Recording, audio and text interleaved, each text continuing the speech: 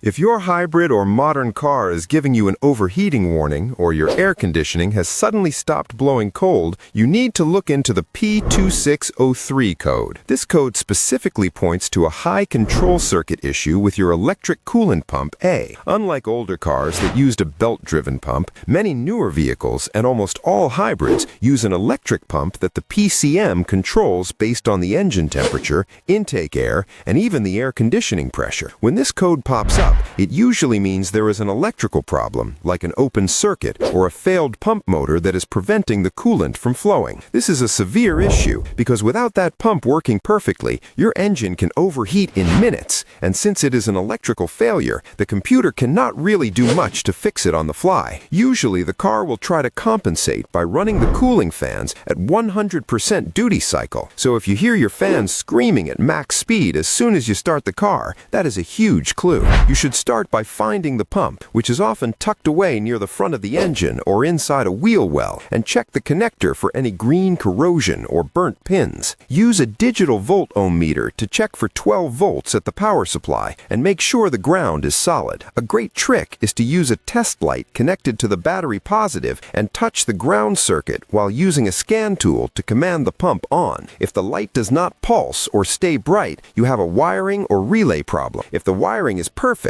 but the pump motor shows infinite resistance when you test the terminals, then the pump itself has given up the ghost. Always check for technical service bulletins for your specific model, because sometimes a simple software update for the PCM can fix these phantom circuit codes. These electric pumps are great for efficiency, but when they fail, they can be a bit pricey. So make sure you have ruled out a simple blown fuse or a loose ground wire before you commit to a full replacement. Keep your cooling system clean, because old, dirty coolant can actually put extra strain on the electric motor and lead to these types of circuit failures early on.